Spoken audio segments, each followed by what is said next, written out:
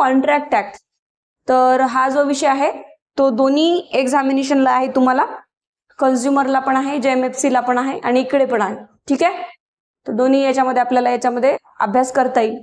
सगळ्यात महत्वाचं की कॉन्ट्रॅक्ट ऍक्ट आपण जसं कॉन्स्टिट्यूशन बघतोय, ओके, त्याचप्रमाणे आपण काय करणार आहोत, कॉन्ट्रॅक्ट ऍक्ट पण बघणार आहोत. केस लॉज सध्या राहू देऊया. सगळ्यात आधी सुरुवातीच्या ज्या केस लॉज आहे त्या आपण नंतरही घेतल्या तरी काही हरकत नाही, कारण परत खूप सारे बुक्स मला काढावे लागतील. अकॉर्डिंग द कॉन्स्टिट्यूशन जसं आहे तसंच आपण हे घेऊया. नॉईज ऑफ करते मी, म्हणजे तुम्हाला आवाज येणार नाही काही आजूबाजूचा. ठीक आहे, चलो रेडी. कालचे राहिलेत लेक्चर, ठीक आहे, होऊन जाईल पोस्ट आज. ओके, सगळ्यांनी बुक्स सोबत ठेवा. ठीक आहे, हँड रेज करा किंवा क्वेश्चन विचारा काही वाटलं तर, किंवा अदरवाईज आपण नंतर डिस्कशन करतोच क्लास झाल्यावर. ठीक आहे, अश्विनी, सोनल, पूजा. ठीक आहे, आज थोडं लेट झालं आपल्याला, आज 8:30चा टायमिंग दिला मी तुम्हाला, पण मलाच खाली यायला थोडं लेट झालं. इट्स ओके, कंटिन्यू करूया आपण. Contract act, the Indian contract act. Indian contract act हा बेसिकली आता जर बघितलं तुम्ही तर 1872चा आहे, 1872चा आहे. म्हणजे याच्यामध्ये सायटेशन्स जे आहेत सुप्रीम कोर्टाचे ते अपेक्स कोर्टाचे आहेत. ठीक आहे की नाही, अपेक्स कोर्टाचे म्हणजे इंग्रजांच्या कोर्टांचे सगळे सायटेशन्स आहेत. ट्रान्सफर ऑफ प्रॉपर्टी आणि जर कॉन्ट्रॅक्ट ऍक्ट बघितला तर दोन्हीही, इंडियन एव्हिडन्स ऍक्ट आता गेलाय, तर हे दोन्हीही ऍक्ट कशाचे आहेत, दोन्हीही ऍक्ट पार्लमेंटचे आहे, जे की इंग्रजांचे आहे. फॉरेन लँग्वेज याच्यामध्ये जास्त आपल्याला दिसेल. जसं की एखादा कायदा बनतो किंवा एखादा कायदा, आताही तुम्ही जर BNSS आणि BSA जेव्हा कायदा बनला होता तर तेव्हा आपण काय बघितलं होतं, एक अमित शहानी भाषण केलं होतं आणि त्याच्यामध्ये सांगितलं होतं त्यांनी की एक प्रिसाईज लँग्वेज असणं गरजेचं आहे कायदा बनवण्यासाठी. त्याच्यामध्ये पंक्च्युएशन प्रॉपरली असणं गरजेचं आहे आणि लेमॅनला ही समजावं, हेही खूप महत्वाचं आहे. पण कॉन्ट्रॅक्ट ऍक्ट आणि ट्रान्सफर ऑफ प्रॉपर्टीच्या लँग्वेज थोड्या वेगळ्या दिसून येतील तुम्हाला प्रत्येक कायद्यापेक्षा, जे की नवीन आपल्याकडे झालेले आहे. त्याचं कारण हेच आहे, तुम्हाला असं वाटू नये की थोडासा कुठे ना कुठे मला डिफरन्स वाटतो आहे, तर याचं कारण तेच आहे की डिफरन्स का वाटतोय, कारण ही लँग्वेज थोडीशी स्पष्ट भाषेत सांगायचं झालं तर इंग्रजांची लँग्वेज आहे. Okay, now come to the preamble, the Indian contract act, arrangement of the section आणि सेक्शन प्रियम्बल. आता हे जे सेक्शन्स आहे याला पाठ कसे करायचे किंवा याच्यामध्ये आपण कुठल्या प्रकारे जाऊ शकतो, हे सगळं आपण कुठे बघतो, at the end of the chapter किंवा at the end of the provision आपण बघत असतो. तर short title, extends, commencements and saving आणि इंटरप्रिटेशन क्लॉज. प्रत्येक ऍक्टला शॉर्ट टायटल आणि लॉंग टायटल असतं. तर हे शॉर्ट टायटल, लॉंग टायटल काय असतं, प्रत्येक ऍक्ट सुरू करताना आपण डिस्कशन करतोच आहे, पण तरीही इथेही मी तुम्हाला सांगण्याचा प्रयत्न करते. शॉर्ट टायटल म्हणजे या ऍक्टचं नाव हे आहे की आम्ही या ऍक्टला अशा नावाने समोर चालून यूज करणार आहे, द इंडियन कॉन्ट्रॅक्ट ऍक्ट 1872. मग लॉंग टायटल काय असतं, लॉंग टायटल मध्ये एकंदरीत त्याचा पर्पज दिला असतो. पर्पज काय आहे लॉंग टायटल मध्ये, तर बघूया की long title, short title, proviso हे सगळे काय असतात. हे इंटरप्रिटेशनचा भाग झाला, कायदा मेकिंगचा भाग झालाय आणि आपल्याला एक्झामिनेशन दृष्टिकोनातून ते महत्वाचं नाही आहे. पण जर तुम्ही नेट सेट साठी जर अभ्यास करत आहे कॉन्ट्रॅक्ट ऍक्टचा, तर मग मात्र ते महत्वाचं आहे. आता contract act, transfer of property, sale of goods act हे सगळे एकत्रित होते आधी, मग नंतर इथे सगळ्या गोष्टींचे कॉन्ट्राडिक्शन होऊ लागले, नंतर मग ते सेल ऑफ गुड्स वगैरे ते वेगळे करण्यात आले होते. ठीक आहे, सेल ऑफ गुड्स हा पर्टिक्युलरली जो टॉपिक आहे तो आपल्याकडे वेगळा आपण याचा अभ्यास करतो. मग आता हा कॉन्ट्रॅक्ट ऍक्ट आहे, हा इतका महत्वाचा आहे जणू काही हा क्रिमिनल मधला इंडियन एव्हिडन्स ऍक्ट आहे. काय क्रिमिनल मधला इंडियन एव्हिडन्स ऍक्ट, कारण काय CRPC असो किंवा IPC असो, एव्हिडन्स शिवाय काही चालतच नाही, ट्रायल मध्ये एव्हिडन्स शिवाय काही चालतच नाही. तसंच सिव्हिल प्रोसिजर कोड असेल, आता इथे सगळ्यात महत्वाचं सिव्हिल म्हणजे व्यवहार आणि सिव्हिलचा कायदा तुमच्या सिव्हिल डिस्प्यूट्स असेल तर त्याच्यामध्ये दोघांमध्ये कॉन्ट्रॅक्ट, इम्प्लाइड, एक्सप्रेस ह्या दोन्ही कॉन्ट्रॅक्ट शिवाय इथे काही होतच नाही. मग ह्या दोन्ही गोष्टी ज्या आहे एक्सप्रेस आणि इम्प्लाइड कॉन्ट्रॅक्ट ते आपल्याला याच्यामध्ये मेन्शन केलेले आहे आणि याच्यामध्ये आपल्याला सांगितलेले आहे. तर द इंडियन कॉन्ट्रॅक्ट ऍक्ट जो की 25 एप्रिल 1872ला इनॅक्ट झाला होता, बनून तयार झाला, बिल म्हणून प्रेसिडेंटची त्याच्यावर असेंट आली, पण इम्प्लिमेंटेशन डेट आपल्यासाठी अत्यंत महत्वाची असते. इम्प्लिमेंटेशन डेट काय असते की ज्या दिवसपासून आपण इंडियन कॉन्ट्रॅक्ट ऍक्ट अंमलात आणलाय.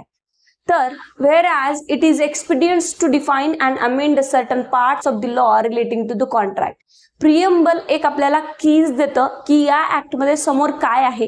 that whereas it is expedients to define and amend certain parts of the law relating to the contract. सगळे आम्ही इथे provision only and only relating to contract देतो आहे. त्या कॉन्ट्रॅक्टच्या प्रोव्हिजन मध्ये काही अमेंडमेंट करतात तर ते देतो आहे, आणि एक्सपिडियंट्स टू डिफाईन आणि एका अशा लेवलवर जाऊन ह्यांना सगळ्यांना डिफाईन करतो आहे की त्याच्या सगळं काही आम्हाला इथेच मेन्शन मिळणार आहे. It is hereby enacted as follows. It is hereby enacted as follows म्हणजे काय? This act may be called the Indian contract act. It's a short title. Interpretations थोडंसं शिकून घ्या जेणेकरून तुम्हाला नेट सेट वगैरे अशा एक्झामसाठी कामाला येईल, पेट एक्झामसाठी कामाला येईल. दॅट शॉर्ट टायटल प्रत्येक ऍक्टला असतं आणि या ऍक्टला असं संबोधित करतोय आम्ही या नावाने असं म्हटलं जातं. त्यानंतर एक्सटेन्स अँड कमेन्समेंट की हा ऍक्ट कुठपर्यंत लागू होतो आणि याची कमेन्समेंट डेट काय आहे. तर it extends to the whole of India and it shall come into force on the first day of September 1872. तर इथे स्पष्ट म्हटलं की फर्स्ट डे ऑफ सप्टेंबर 1872 ला इथे काय आलेलं आहे, हा ऍक्ट आलेला आहे. तर ही डेट अत्यंत महत्वाची आहे प्रत्येक एक्झामिनेशनसाठी, प्रिलिम्स एक्झामिनेशनसाठी. That is first day of September. काय कॉन्ट्रॅक्ट ऍक्टची डेट काय आहे? Commencement date. That is commencement date. Commence on 1 September 1872. Okay. So कायद्याच्या भाषेमध्ये असंच लिहिलं जातं फर्स्ट डे ऑफ सप्टेंबर. जरी मी इथे 1 सप्टेंबर डायरेक्टली लिहिलं असेल तरी this is the proper English actually grammatically. तर मी शॉर्ट मध्ये लिहिलाय फर्स्ट डे ऑफ सप्टेंबर 1872. तर या डेटला हा ऍक्ट कमेन्स झालेला आहे आणि आपल्याकडे आलेला आहे. दॅट सेव्हिंग, प्रत्येक ऍक्ट मध्ये एक सेव्हिंग क्लॉज असतो, तो आपल्यासाठी एक्झामसाठी कामाचा नाही आहे. तरी पण nothing here in content shall affect the provision of any statutes. इथे कोणत्याही स्टॅट्यूटचा म्हणजे अदर लॉला आम्ही अफेक्ट करत नाही. आम्ही फक्त कॉन्ट्रॅक्ट ऍक्टला इथे प्रोव्हिजन्स प्रोव्हाइड करतोय. ऍक्ट और regulation, no act no regulation affected by this contract act not hereby expressly repealed, nor any usage or custom of a trade, nor any incidents of any contract not inconsistent with the provision of this act. कोणतेही असे provision आमच्याकडनं इनकन्सिस्टन्स केलेले नाही किंवा आमच्याकडनं होत नाही याची आम्ही तेवढी दक्षता घेतो. बस एवढं समजून घ्यायचं. आणि आता पुढे जाऊया मेन प्रोव्हिजन्स कडे. That is interpretation clause. प्रत्येक ऍक्ट मध्ये मोस्टली 99% हा सेक्शन 2 इंटरप्रिटेशन क्लॉज असतो किंवा सेक्शन 3 हा इंटरप्रिटेशन क्लॉज असतो. त्याचं कारण असं की याच्यामध्ये डेफिनेशन्स दिलेले असतात. ह्या डेफिनेशन समजल्याशिवाय आपण पुढे जाऊ शकत नाही. जर या ऍक्ट मध्ये पुढे एखादा वर्ड जरी सुटला असेल आणि तो डिफाईन नसेल केला तर आपल्याला जनरल क्लॉजेस ऍक्ट मध्ये जावं लागेल. पण स्पेसिफिकली इथे ते डिफाईन केलाच राहील. कारण जर कोणतीही एखादी टीम घ्या, एक क्रिकेट टीम घ्या किंवा एखादी फॅमिली घ्या, त्या फॅमिलीमध्ये इंट्रोडक्शन्स तुम्हाला प्रत्येकाचं द्यावं लागेल. तर या फॅमिलीमध्ये जे इंट्रोडक्शन आहे ते हे सगळे वर्ड आहे. आता सगळ्यात महत्वाचं आपण काही गोष्टी इथे डायरेक्टली बघण्याचा प्रयत्न करूया, देन आपण बेअर ऍक्ट कडे जाऊया. एक व्यक्ती आहे ए, ठीक आहे. आता कॉन्ट्रॅक्ट ऍक्ट आपल्याला असंच शिकावं लागतं, A B. That is the one person is A, किंवा आपण राम आणि श्यामही घेऊ शकतो. That Ram and here is Shyam. So both are friends. यामध्ये दोघेही एकमेकाचे मित्र आहेत. Ram requested to Shyam to purchase और his any movable or immovable property because contract act दोन्ही याला लागू होतो. तर या सिच्युएशन मध्ये दोघांचा एक कॉन्ट्रॅक्ट तयार होण्याची सिच्युएशन होतीये. But the Ram request to Shyam. तर इथे या सिच्युएशन मध्ये काय झालंय, जर रिक्वेस्ट तुम्ही करताय it's called not a request according to the Indian contract act, it's called proposal. Proposal करत आहे, ठीक आहे की नाही. It's a proposal. यामध्ये प्रपोजल देण्याचा प्रयत्न होतोय की राम काय करतोय, प्रपोजल देतो आहे श्यामला की बाबा तू माझी प्रॉपर्टी खरेदी करतोय का, की तू हे परचेस करतोय का, माझ्याकडे आता दोन गोष्टी असतात, एक ऑफर आणि एक प्रपोजल. ऑफर आणि प्रपोजल दोन्ही गोष्टी सारख्याच आहे, पण थोडाफार कुठे ना कुठे डिफरन्स येतो. ओके, तर तो आपण नंतर बघूया जेव्हा डिफरन्शिएट करणार आहोत. But the proposal, now proposal दिलं आणि प्रपोजल इथनं गेलं आहे श्यामकडे. आता ते कोणत्या सिच्युएशनला कमेंट झालं, आउट झालं का, हे सिच्युएशन खूप क्रिटिकल आहे कॉन्ट्रॅक्ट ऍक्टमध्ये. कारण याच्यावर आपलं इंटरप्रिटेशन होतं कायद्यांचं, आणि मग याच्यामध्ये काय होतं की कायद्यांच्या पळवाटा काढल्या जातात, मग ते कॉन्ट्रॅक्ट खरंच झाला का वगैरे, ह्या सगळ्या गोष्टी आपल्याला पुढे दिलेल्या आहे. एकदम आपण त्या गोष्टींवर उडी नाही मारू शकत, कारण बेसिक कन्सेप्ट आपल्याला क्लिअर करणे गरजेचे असते. त्यामुळे इथे जे आहे ते प्रपोजल जर श्यामला दिलं असेल तर श्यामला दोन ऑप्शन आहे. एक, reject the same, Shyam has a right to election. Okay, he can elect the same, that he can accept the contract, accept the proposal or reject the same. तर त्यांनी सपोज ऍक्सेप्ट केलं तरच तुमची प्रोसिजर पुढे जाईल, otherwise नाही जाईल. तर मग आता त्यांनी इथे ऍक्सेप्ट केलं असं आपण समजून घेऊया. So this is called in the language of the contract act it's acceptance. Okay, proposal झालं, ऍक्सेप्टन्स झालं. ऍक्सेप्टन्स आणि प्रपोजल झाल्यानंतर आता सगळ्यात महत्वाचा टप्पा आहे आपल्याकडे. ऍक्सेप्टन्स आणि प्रपोजल झाल्यानंतर तो टप्पा कोणता, तर आपण इथे बघूया. तिन्ही याच्यामध्ये आपण बघायचं आहे ऍक्सेप्टन्स, प्रपोजल, आणि मग त्याचा कॉन्ट्रॅक्ट कसा बनतो. Okay, come to the point.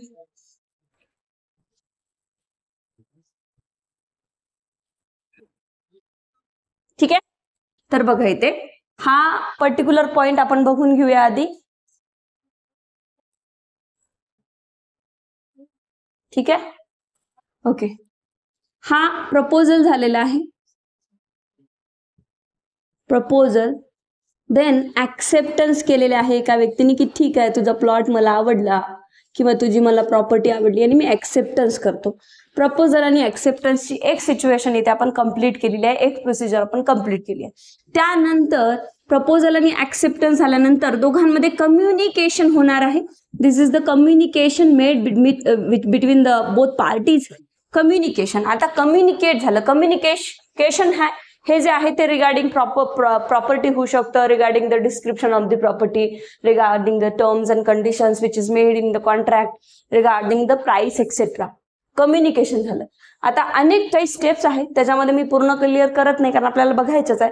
Communication झाल्यानंतर दोघंही अग्री होतात and this is called the agreement. Here आपण बघतोय की फक्त लॉ कसा, एक कॉन्ट्रॅक्ट कसा बनतोय. आता ह्या 4 स्टेप इतक्या मेन आहे त्या तुम्हाला कंप्लीट कराव्याच लागणार आहे.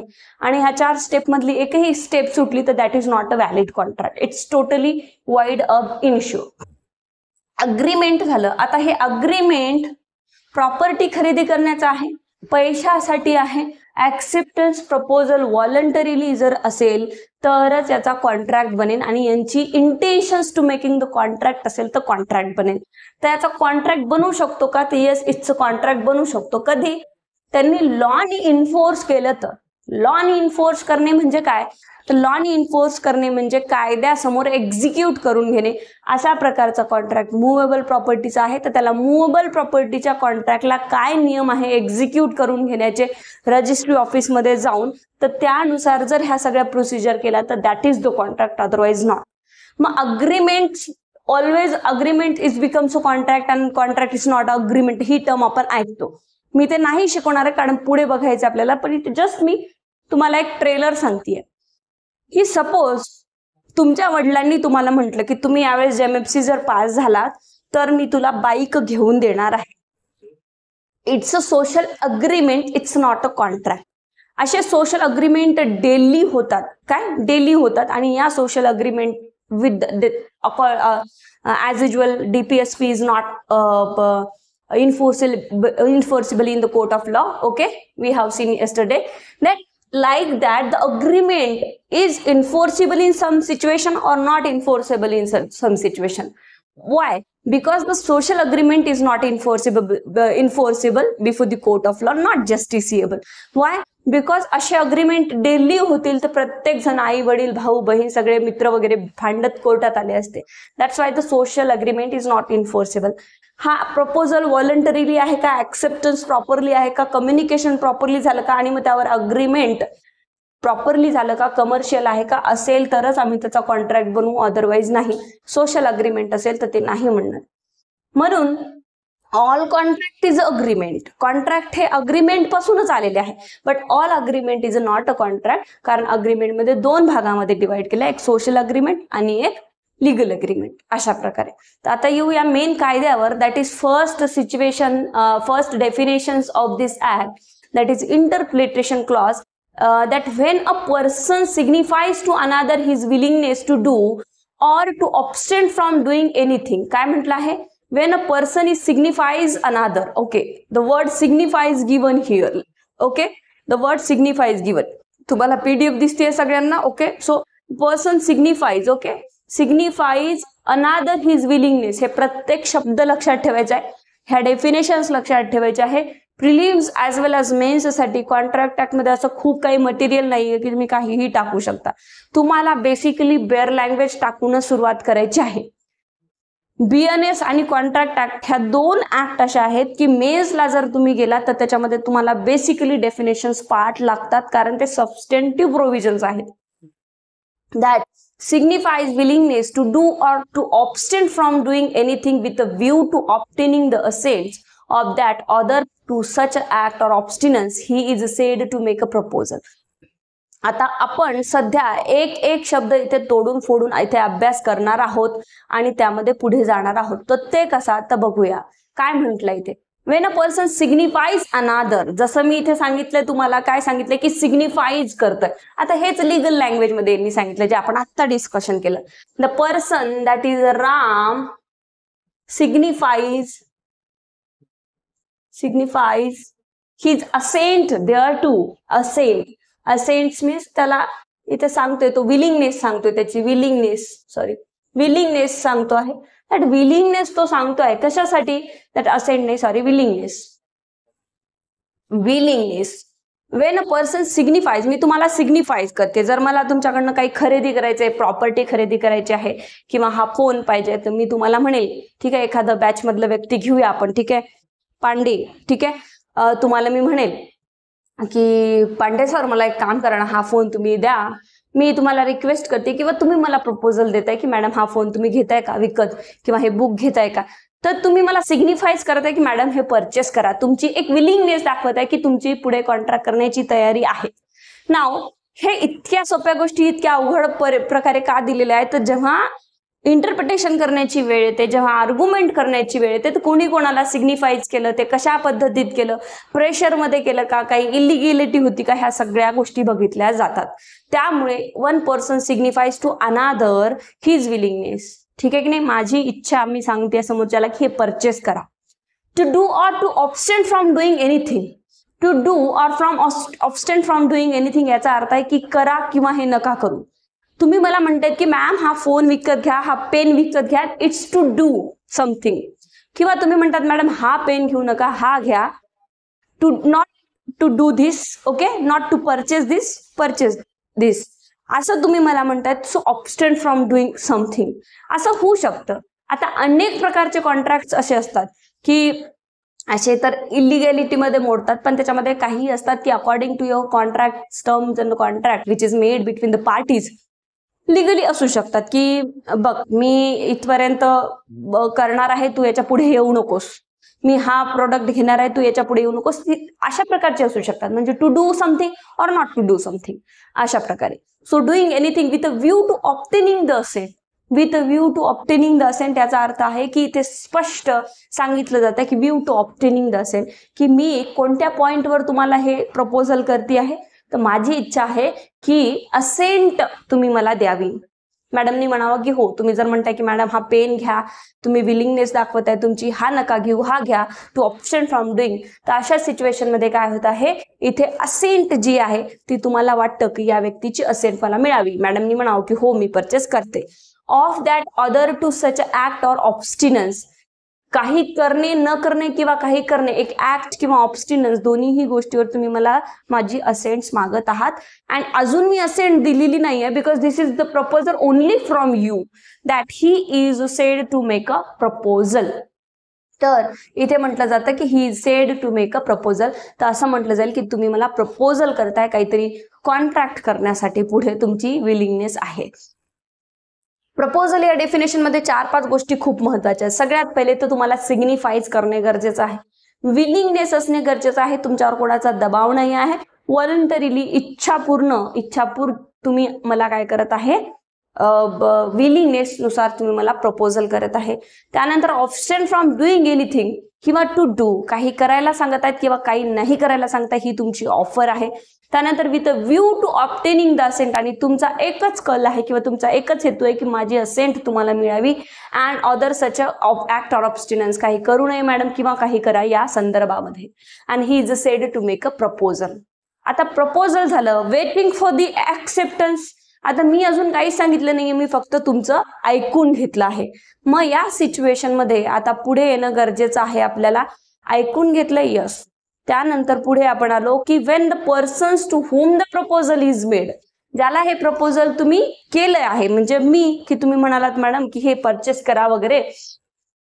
Wien the persons to whom the proposal is made signifies is assent there. मला ही सिग्निफाय करावं लागेल, तुम्हाला सांगावं लागेल शब्दातनं, रायटिंग मध्ये, expressly, impliedly, yes I am ready or not, मी ऍक्सेप्ट करती आहे की रिजेक्ट करती आहे.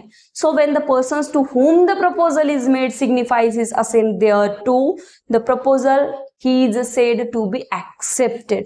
जर मी प्रपोजल ऍक्सेप्ट केलं आणि मी सिग्निफिकेशन दिलं की येस मला मान्य आहे, मी तुमच्याशी कॉन्ट्रॅक्ट पुढे करायला तयार आहे, मला तुमची ऑफर आवडली, प्रपोजल आवडलं, तर इट्स ऍक्सेप्टेड म्हणतात.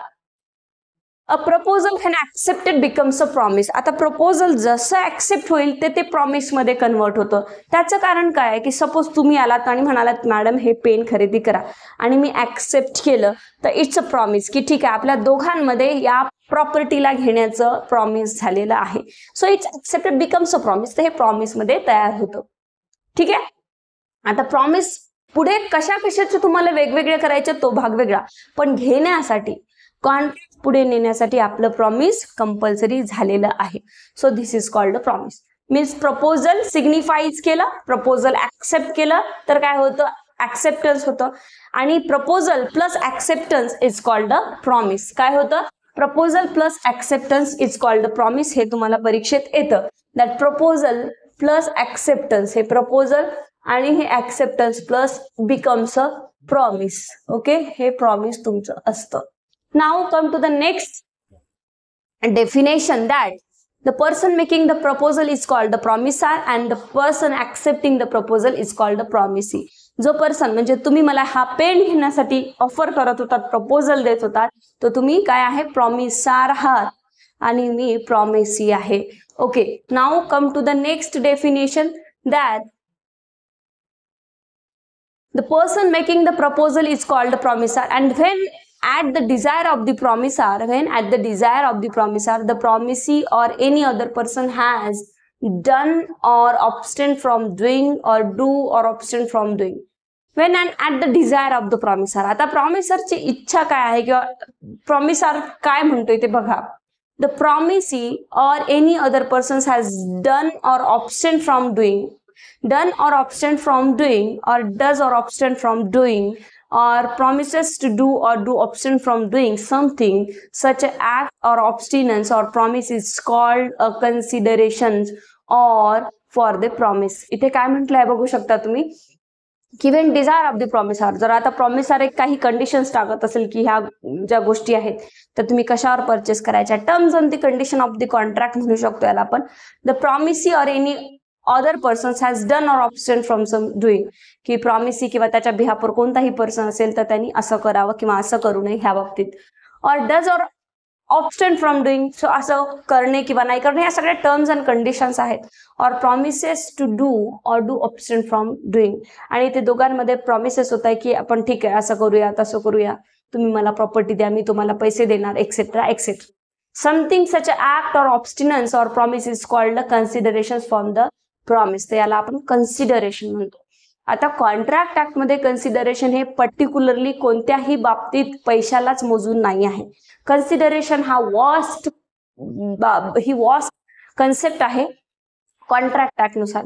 जसं की आपण काल परवा कन्झ्युमर प्रोटेक्शन ऍक्ट बघितला होता, तर कन्झ्युमर प्रोटेक्शन ऍक्ट मध्ये price is only the consideration आहे, बरोबर आहे की नाही. आता परत आपण एक लॉ बघतो, that is sale of goods act बघतो. तो सेल ऑफ गुड्स ऍक्ट मध्ये सुद्धा कन्सिडरेशन मध्ये फक्त पैसा मोजता येतो, पण इथे तसं नाही आहे. कॉन्ट्रॅक्ट वेगवेगळ्या प्रकारचे असू शकतात.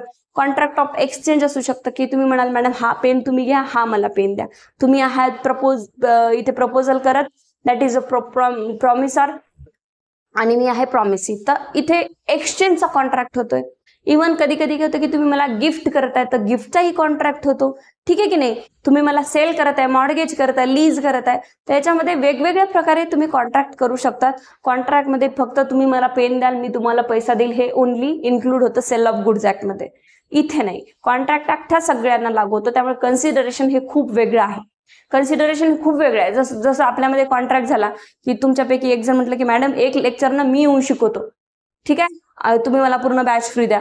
It's okay, this is also the consideration in the form of the communications to you are doing something for me. Okay, so this is also the consideration. अशाही प्रकारे कन्सिडरेशन असू शकतं. तर वेगवेगळ्या प्रकारचे जे कन्सिडरेशन आहेत, to do something, not to do something, from option from doing something, or does something, आणि फॉर अ प्राइस मध्ये असू शकतं किंवा वेगळ्या प्रकारेही कन्सिडरेशन असू शकतं. त्यामध्ये आता सगळ्यात महत्वाचं असतं की कन्सिडरेशन काय, without consideration there is a no contract. उद्या चालून कोर्टामध्ये कोणतीही केस आली की मी यांना हे देऊन टाकलं, कोणत्या भरोशावर दिलं, काय म्हणून दिलं, तुमचं रिलेशन काय आहे, कशामुळे दिलं, कोणीही कोणाला 1 रुपयाही फ्री देत नाही. द्यायला मग तशा प्रकारचे रिलेशन्स पाहिजे, तुमचं तेवढं फ्रेंडली रिलेशन आहे का, तुम्हाला किती दिवसापासून तुम्ही ओळखता, हे गिफ्ट मध्ये जातं. मग बट माझ्या कोणी ओळखीचं नाही, मी त्यांच्याकडनं काहीतरी कार घेतली किंवा पैसे दिले किंवा कोणतं तरी काही घेतलं, असं नाही होऊ शकत जनरली तरी, ठीक आहे की नाही. मग याला तर सरळ चोरीच म्हटलं जाणार आहे किंवा फसवणूक म्हटलं जाईल. त्यामुळे कोणीही कोणासाठी इथे काही करत नाही विदाऊट पैसा. त्यामुळे इथे एकच गोष्ट आपल्याला महत्वाची आहे की कन्सिडरेशन, जर कन्सिडरेशन नसेल, कन्सिडरेशन इलिगल असेल किंवा कन्सिडरेशन नसेलच, तर तुमचा कॉन्ट्रॅक्ट वॉइड आहे. एक समजून घ्या, ही जी लिस्ट लिहिली आहे, प्रपोजल, प्रॉमिस, ऍक्सेप्टन्स, कन्सिडरेशन, यापैकी एक जरी कन्सेप्ट मिस असेल तर कॉन्ट्रॅक्ट होत नाही. तर थर्ड कन्सेप्ट आहे आपली काय, that is fourth concept is a consideration. Now come to the promises which from the consideration or a part of the consideration for each other are called reciprocal promises.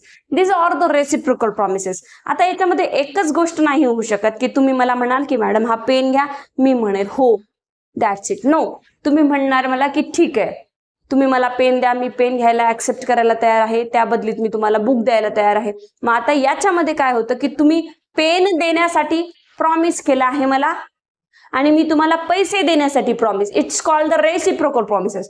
काही promises तिकडनं करत आहेत तुम्ही, काही promises मी इकडनं करते. It's we can say that it's a cross promises also. So यामध्ये काय होतं की वेगवेगळे प्रॉमिसेस एका कॉन्ट्रॅक्टमध्ये होऊ शकतात. वेगवेगळे एक कॉन्ट्रॅक्ट असेल त्याच्यामध्ये 10-12 प्रॉमिसेस केले की कोणत्या वेळेला यायचं, कोणत्या वेळेला कॉन्ट्रॅक्ट परफॉर्म करायचं, किती पैसे द्यायचे, किती मायनस करायचे, किती सेट असाइड करायचे, ह्या ज्या सगळ्या गोष्टी आहेत, it's called the reciprocal promises which is made between the party duration of the contract. Contract करताना जे रेसिप्रोकल प्रॉमिसेस झाले ते सगळे promises. Okay, now the every promise and every set of promise, प्रत्येक एकमेकाला सिंगल प्रॉमिसेस केलेले, set of promises केलेले, all or the काय आहे, रेसिप्रोकल प्रॉमिसेस आहे. त्यानंतर पुढे म्हटलं आहे की promises which from the consideration or a part of the consideration for each other are called reciprocal promises. Okay, and then agreement not enforceable by law is said to be void. आता agreement in not enforceable law is said to be void आपण 5 मिनिटांनंतर बघूया. An agreement enforceable by law is a contract. An agreement which is enforceable by law at the option of one or more of the parties thereto, but not at the options of the other or others, is a voidable contract. आता आपल्याला बोर्डवर येणे गरजेचं आहे आणि properly बघणं गरजेचं आहे, अदरवाइज ते नाही कळणार आहे. मी आज रेफरन्स बुक सोबत नाही आणले आहे, बट आपण उद्याच्या केस लॉस प्रॉपरली बघून घेऊया, ठीक आहे. आता पहिले सगळ्यात आधी आपण इथे जायचं आहे काही गोष्टी मध्ये, तर त्यामध्ये सगळ्यात आधी आपण कॉन्ट्रॅक्ट ऍक्ट शिकतोय आणि इथे काय केलेलं आहे, प्रपोजल. प्रपोजल केले आहे पहिल्या सिच्युएशन मध्ये. सेकंड सिच्युएशन होती that is acceptance. Third situation होती की ह्या दोन्ही मिळून जे काही झालं ते प्रॉमिस झालं बिटवीन द पार्टीज, प्रॉमिस झालं. त्यानंतर फोर्थ सिच्युएशन तुमची काय होती, प्रॉमिस नंतर आपल्याला कन्सिडरेशन केलं, सॉरी कम्युनिकेट केलं, कन्सिडरेशन पण झालं. ठीक आहे. आणि वेगवेगळ्या प्रकारचे रेसिप्रोकल प्रॉमिसेस पण झाले.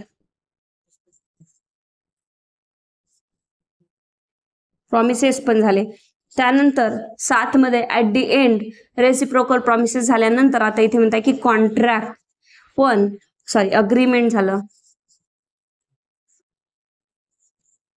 अग्रीमेंट झालं. आणि हा जो अग्रीमेंट आहे तुमचा, हा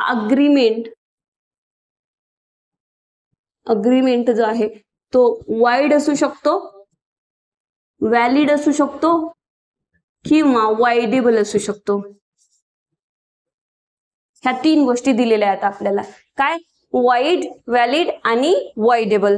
आता या तिन्ही गोष्टींचा आपल्याला विचार करायचा. आणि सगळ्यात कॉन्ट्रॅक्ट ऍक्ट मध्ये जर गोष्ट महत्वाची असेल तर ती आहे ह्या 3 गोष्टी, वाईड, व्हॅलिड आणि वाइडेबल. काय प्रॉब्लेम आहे, दिसत नाहीये? यस उमा, हँड रेज केलाय तुम्ही, काही अडचण आहे का? नाही ना? मी आज हेडफोन लावला नाही, मला ऐकायला येत नाहीये. मेसेज करा. ठीक आहे. तर कॉन्ट्रॅक्ट ऍक्ट मध्ये आपल्याला 3 गोष्टी खूप महत्वाच्या आहेत. याच्यावरच सगळा आपला कॉन्ट्रॅक्ट ऍक्ट डिपेंड करतो. अदरवाईज मग जर ह्याच गोष्टी नाही समजल्या तर मग अवघड होऊन जातो. ठीक आहे. तर तिन्ही गोष्टी आता आपल्याला बघायच्या, दॅट इज व्हॅलिड, वाईड आणि voidable. Okay, come to the point. ठीक आहे. आता ह्या तिन्ही गोष्टी बघणे म्हणजे काय, तर सगळ्यात आधी अग्रीमेंट, वाईड, व्हॅलिड आणि वाइडेबल, ह्या 3 गोष्टी आपल्याला बघायच्या, बरोबर आहे. तर आता या पुढे, ठीक आहे, तुमची PDF तुम्हाला दिसते म्हणजे ते प्रॉपरली. ठीक आहे. आता हे बघा, अग्रीमेंट, वाईड, व्हॅलिड आणि वाइडेबल ह्या तिन्ही गोष्टी जर बघायच्या असेल तर मी तुम्हाला सांगितलं, प्रपोजल प्रॉपरली झालेला आहे, ऍक्सेप्टन्स प्रॉपरली झालेला आहे, प्रॉमिस प्रॉपरली झालाय, कोणत्याही इलिगॅलिटी नाही किंवा कोणत्याही मिसअंडरस्टँडिंग नाही आहे, मिस्टेक्स नाही आहे, फ्रॉड नाही आहे, कोणत्याच गोष्टी नाही. कम्युनिकेशन प्रॉपरली झालेलं आहे, कन्सिडरेशन प्रॉपरली झालेले आहे, reciprocal promises, each and every promises are valid and legal आहे. अँड त्यानंतर हे सगळं घेऊन तुम्ही गेलात, अग्रीमेंट झालंय की ठीक आहे, फायनली आपण अग्री आहोत, तुमचं आणि आमचं जुळलं. आणि आता इथे आपण काय करतो आहे, अग्रीमेंटला प्रोसीड करणार आहोत. अग्रीमेंट झालं, एका कागदावर उतरून घेतलं, बॉन्डवर उतरून घेतलं, हे सगळ्या गोष्टी झाल्या. अग्रीमेंट झाल्यानंतर आता तुम्हाला म्हणायचं आहे की उद्या चालून बाबा आपल्यामध्ये काही प्रॉब्लेम होऊ नये, आपण यांना लिगली इन्फोर्स करून घेऊया. लिगली इन्फोर्स करून घ्यायचं असेल तर आपल्याकडे कोणताही कागद लिगली इन्फोर्स करून घेण्यासाठी काही पद्धत आहे, यू नो दॅट. ठीक आहे की नाही. आपण प्रॉपर नोटरी करून घ्यावी, रजिस्टर नोटरी, किंवा या अग्रीमेंटला आपण काय करावं, सरळ इमोबल प्रॉपर्टी आहे, मुव्हेबल प्रॉपर्टी आहे, तर रजिस्ट्रेशन ऍक्ट अंतर्गत आपण याचं रजिस्टर करू शकतो. समजा तुम्ही इथे या सगळ्या गोष्टीला लिगली इन्फोर्सेबिलिटी केली, म्हणजे कायद्याने प्रॉपर तो कागद बनवून घेतला, तर इट्स कॉल्ड द लिगल इन्फोर्सेबिलिटी, आपण याला असं म्हणतो. मग आता लिगली इन्फोर्स जर झाला तर हे अग्रीमेंट आहे. हे मी तुम्हाला एक इथे इमेज काढूया आणि ही बघू शकता तुम्ही, इमेज आहे, ह्याच्यामध्ये काहीच नाही, हे सगळे अग्रीमेंट्स आहेत. It's all are the agreements. ठीक आहे, मी शॉर्ट मध्ये लिहिते, अग्रीमेंट्स आहेत. हे अग्रीमेंट्स सर्कल ऑल आर. आणि हे भरल्यानंतर या सोशल अग्रीमेंट्स आहेत, त्याला तुमच्या वडील तुम्हाला बहीण भावांनी, काही सोशल अग्रीमेंट्स असू शकतात, काही अग्रीमेंट असे असू शकतात ज्याच्यामध्ये प्रॉपर्टी परचेस, लग्नाचे व्यवहार असू शकतात, कोणतेही जे की लिगली इन्फोर्सेबल करता येतात, या सिच्युएशन मध्ये बसले आहे. म्हणजे सगळं प्रॉपरली झालंय, कायद्याने त्याला मान्यता आहे, कोणत्याही कायद्याने बार नाही केलेला आहे. डाउरी द्या लग्नामध्ये, कायद्याने बार आहे, that is not the contract. But मी तुमच्याशी लग्न करू शकते, it's a contract, because not it's enforceable by law, not comes under the illegality. त्यामुळे हे अग्रीमेंट लीगल आहे, प्रॉपर आहे. आणि यातलं जे अग्रीमेंट आहेत, काही सोशल अग्रीमेंट आहे, काही इलिगल अग्रीमेंट आहे, काही इलिगल अग्रीमेंट आहे, हे कॉन्ट्रॅक्ट बनणार नाही. तुम्ही रजिस्ट्री ऑफिसमध्ये गेल्यावर रजिस्ट्रार म्हणेल की हे कॉन्ट्रॅक्ट नाही बनू शकत, हे अग्रीमेंट ठेवा, आम्हाला काही करायचं नाही आहे, तुमच्यावर केसेस होतील, पण आम्ही कॉन्ट्रॅक्ट नाही बनवू शकत. तर तसे कॉन्ट्रॅक्ट बनणार नाही. सोशल, माझ्या वडिलांनी म्हटलं होतं JMFC पास झाल्यावर बाईक घेऊन देणार, बुलेट, पण रजिस्ट्रार म्हणेल हे असे कॉन्ट्रॅक्ट आम्ही नाही बनवू शकत, ते तुमचं फॅमिली मॅटर आहे, सोशल आहे, तुम्ही कधी प्रॉमिसेस करता. वडील म्हणेल घरी आल्यावर JMFC झाल्यावर नाही, आता बजेटच नाही घेऊन देत, तर ऑप्शन नाही आहे. त्यामुळे सोशल, इलिगल, जे की कायद्याने बार्ड केलेले आहे, असे कोणतेही अग्रीमेंट कॉन्ट्रॅक्ट बनू शकत नाही. मग इतके सारे अग्रीमेंट इथे आहेत, त्यापैकी असेच अग्रीमेंट समोर जाणार जे की लीगल आहे, जे की लीगल आहे, कायद्याने त्याला कोणत्याही प्रकारे बार्ड केलेलं नाही आहे आणि जे प्रॉपरली क्लिअर आणि व्हॅलिड आहे तेच कॉन्ट्रॅक्ट इथे व्हॅलिड आणि लीगल होतील. It's called contract enforceable by law is a valid contract. So definition is given here that an agreement not enforceable by law is said to be void. But पुढे आहे की an agreement enforceable by law is a contract. म्हणजे हे जे agreement enforceable by law असेल तरच त्याला आपण कॉन्ट्रॅक्ट म्हणू शकतो. म्हणजे जे आपल्या ऍक्ट, आज हे जे ऍक्ट शिकणार आहोत तर आता आपण कॉन्ट्रॅक्ट पर्यंत आलो आहे की कॉन्ट्रॅक्ट कशाला म्हणतात. एवढी सिच्युएशन, एवढ्या पायऱ्या चढल्यानंतरच तुम्हाला वैष्णवी देवीचं दर्शन होणार आहे, असायचा प्रकार आहे की हे सगळं झालं तिथे जाऊन कळतंय की 2-3 मूर्त्या आहेत छोट्या छोट्या. मी गेले आणि म्हटलं की छोट्या मूर्तीच्या पाया पडला, झालं दर्शन वैष्णवी देवीचं. नाही, वैष्णवी देवी गुफ्यात बसली आहे, तुम्हाला तिकडे जायचं. तर हे जे छोट्या छोट्या मूर्त्या होत्या ना, त्या अशाच होत्या, शो साठी बनवलेल्या, त्याचा काहीही उपयोग नाही आहे. मेन जी मूर्ती आहे ती गुफेमध्ये आहे, तर तिथे जा. म्हणजे हा जो अग्रीमेंट आहे इन्फोर्सिबल बाय लॉ असला पाहिजे तरच that is become a contract, otherwise it's totally void. आणि नॉट इन्फोर्सेबल असेल, इलिगल असेल, सोशल असेल, इमॉरल असेल, अशा अनेक प्रकारचे कॉन्ट्रॅक्ट आहेत. That is not enforceable by law means it's a wide. तर इथे 2 डेफिनेशन्स तुम्हाला दिलेले आहे. That is the first agreement which is sed wide because not enforceable by law, and enforceable by law means a valid. आणि व्हॅलिडला आपण valid agreement कधी म्हणत नाही. जर तो व्हॅलिड असेल it's we can say directly contract. Okay, आता contract not valid और वाईड. वाय? बिकॉज एखादं अग्रीमेंट असेल ते वाईड आणि व्हॅलिड असू शकतं. आपण इथे बघू शकतो की एक अग्रीमेंट व्हॅलिड आहे का, एक अग्रीमेंट वाईड आहे का, इनलिगल आहे का, लिगल आहे का. पण जर ते लिगल असलं तरच कॉन्ट्रॅक्ट बनणार आहे ना. त्यामुळे कॉन्ट्रॅक्ट वाईड काही नसतो. कॉन्ट्रॅक्ट असतो तो ऑलवेज लिगलच असतो. तुम्हाला रजिस्ट्रार इथूनच वापस करेल जर अग्रीमेंट वाईड असेल तर, पुढे चालणारच नाही ते. बरोबर आहे की नाही. त्याच्यात इलिगॅलिटी आहे टोटल. सपोज जर असा इलिगल कॉन्ट्रॅक्ट तुम्हाला रजिस्ट्रारने इन्फोर्सेबल करून दिला तर तो रजिस्ट्रारही मध्ये जाईल, तुम्ही जाल आणि सगळेच जाल, because that is totally against the law. Totally लॉच्या अगेन्स्ट आहे. त्यामुळे कोणताही कॉन्ट्रॅक्ट कधी वाईड नसतो. तुम्हाला कॉन्ट्रॅक्ट ऍक्ट मध्ये प्रत्येक ठिकाणी वाईड कॉन्ट्रॅक्ट असा शब्द दिसणार नाही, वाईड अग्रीमेंट दिसेल. कारण की सगळं पाहून, प्रपोजल पाहून, ऍक्सेप्टन्स, ऑथॉरिटी त्याच्यासाठी बसवली आपण इथे चेक करण्यासाठी. हे सगळ्या गोष्टी पाहून आपण एका मुद्द्यावर आलो, दॅट इज अग्रीमेंट. आणि मग बघितलं जर अग्रीमेंट इलिगल, सोशल, इमॉरल असेल तर त्याला पुढे न्यायचंच नाही. Only valid agreement becomes a contract. त्यामुळे कॉन्ट्रॅक्ट हा प्युअरच असतो शेवटी, आणि कॉन्ट्रॅक्ट हा ऑलवेज व्हॅलिडच असणार आहे, जो की इन्फोर्सेबल होता. It's clear. क्लिअर असेल, नसेल तर क्लास झाल्यानंतर डिस्कशनही करूया.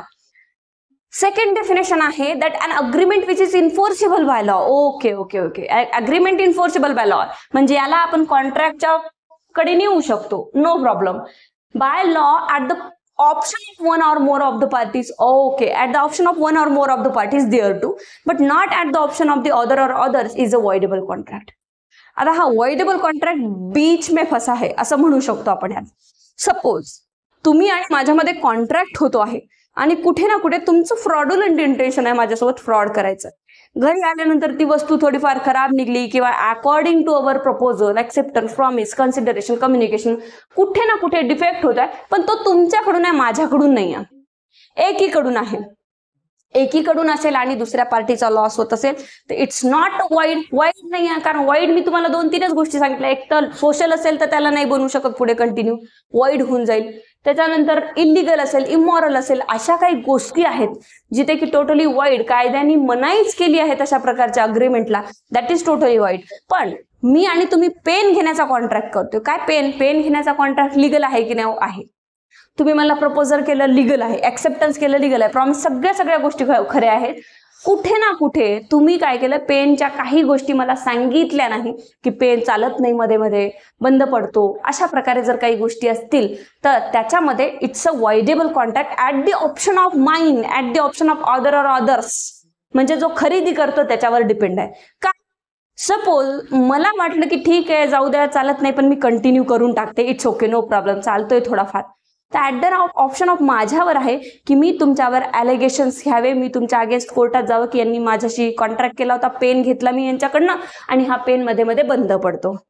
किंवा मला जर वाटत असेल की नाही ठीक आहे इट्स ओके चालून घेऊया काम, काही हरकत नाही, तर माझ्यावर ऑप्शन आहे की हा जो कॉन्ट्रॅक्ट आहे, कोणता कॉन्ट्रॅक्ट आत्ता बनलेला आपल्यामध्ये, हे बघा लक्षात घ्या, आपण पुढे याच्यावर पूर्ण चॅप्टर बघणार आहे, व्हॅलिड, वॉइडेबल, पण आता सध्या आपल्याला सगळ्यात महत्वाचं आहे समजून घेणं थोडंफार. याच्यानंतर ही अजून कन्सेप्ट क्लिअर होते कारण आपण मेन प्रोव्हिजनवर गेलो नाही आहे. सपोज एनी बीला एक प्रॉपर्टी सेल केलेली आहे, ठीक आहे की नाही, एनी बीला प्रॉपर्टी सेल केलेली आहे, एनी बीला एक प्रॉपर्टी सेल केलेली आहे. हा पेनच घेऊया आपण, कंटिन्यू करूया, ओके. आणि हा पेन मध्ये कुठे ना कुठे डिफेक्ट आहे, थोडाफार डिफेक्ट आहे.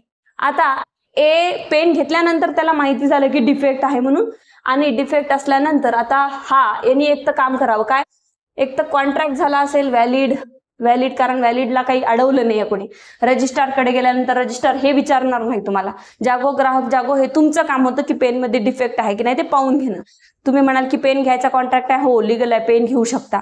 प्रपोजल झालं, ऍक्सेप्टन्स, तुम्ही पार्टी घ्यायला तयार, हो सर, प्रॉमिसेस झाले, किती पैशाला घेतलं, कन्सिडरेशन झालं, मग चला देऊन टाका. कारण की कुठे कायदा नाही होता या कॉन्ट्रॅक्टला, मग कायदा नसेल आठवत तर definitely that is the valid आहे, वॉइड तर नाही आहे. मग एकंदरीत पेनचा कॉन्ट्रॅक्ट कोणत्याही कायद्याने बार नाही केलाय, पण हेच जर ड्रग्सचा कॉन्ट्रॅक्ट असेल तर बार आहे लॉनी, ते नाहीच करू शकत, इट्स टोटली बिकम्स वाईड आहे. पण हा कॉन्ट्रॅक्ट वाईड नाही आहे, वाईड मध्ये येत नाही अशा प्रकारचे कॉन्ट्रॅक्ट, जिथे की लिगली तुम्ही काही परचेस करू शकता, वाईड मध्ये येत नाही. आता व्हॅलिड तुमच्यावर डिपेंड आहे, व्हॅलिड किंवा वॉइडेबल, दोन गोष्टी. आता सपोज तुम्हाला वाटत असेल की मी यांच्यावर ऍक्शन घ्यावी, कोर्टात जावं, आणि या वॉइड, हे जे वॉइडेबल कॉन्ट्रॅक्ट आता तो अशा स्थितीत आहे की वॉइड पण नाही आहे, व्हॅलिड पण नाही आहे, कारण त्या पार्टीने तुम्हाला फसवलंय. शेवटी पेन बद्दल जे काही आहे ते सत्य नाही सांगितलंय, म्हणजे तो वॉइड नाही आहे, व्हॅलिड पण नाही आहे, तो बसलाय वॉइडेबल होऊन.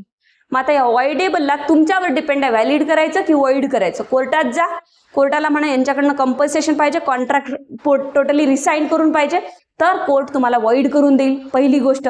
दुसरी गोष्ट आहे, तुम्हाला असं वाटेल की नाही इट्स काही हरकत नाही, राहू द्या, चालतंय, तर हे बिकम्स व्हॅलिड आहे, म्हणजे इट्स वॉइडेबल. जेव्हा अशा हे शिकू आपण नंतर, जस्ट मी तुम्हाला थोडंसं सांगतेय की अशा गोष्टी ज्या की वॉइड नाही, व्हॅलिड नाही, त्या वॉइडेबल आहे, and it's depends upon the other party to becomes a valid or void. आता हे झाले तुमचं डेफिनेशन क्लॉज पूर्ण, ठीक आहे. तर it's a contract which ceases to be enforceable by law becomes a void when it ceases to be enforceable. तर एखादा कॉन्ट्रॅक्ट असतो तो टोटली बिकम वॉइड असतो जर सीज केला असेल तर. लास्ट डेफिनेशन आहे जे, का, कारण कायद्याने त्याला मान्यताच नाहीये. तुम्ही ड्रग्ज विकण्याचा कॉन्ट्रॅक्ट करू शकत नाही, इमॉरल ट्रॅफिकिंगचा कॉन्ट्रॅक्ट करू शकत नाही, असे कोणतेही कॉन्ट्रॅक्ट जे कायद्याने सीज केले आहे, जर तुम्ही त्याचं प्रपोजल, ऍक्सेप्टन्स, प्रॉमिस, कम्युनिकेशन केलं आणि त्या अग्रीमेंटला इन्फोर्सेबल करायला घेऊन गेले तर तो होणार नाही. एक तर तुम्ही जेलमध्ये जाणार, तो भाग क्रिमिनलचा, पण अग्रीमेंट काही कुठल्याही प्रकारे ते व्हॅलिड होणार नाही, त्याला कॉन्ट्रॅक्ट म्हणताच येणार नाही, ते तिथेच त्याच्यावर ऑब्जेक्शन घेतले जाईल आणि इट्स टोटली वॉइड, जे की कायद्याने सीज केलेले आहे, कायद्याने त्याच्यावर बंधन आणलं आहे. ठीक आहे. सो आपण डेफिनेशन क्लॉज आज कंप्लीट केला आहे. थोडंसं सुरू करायला आपल्याला लेट जरी झालं असेल तरी आपण डेफिनेशन क्लॉज कंप्लीट केलेला आहे. ओके, मी माईक ऑन करते, कोणाला काही बोलायचं असेल तर बोला, अदरवाइज मग मला दुसरा क्लास सुरू करते मी. ठीक आहे. येस.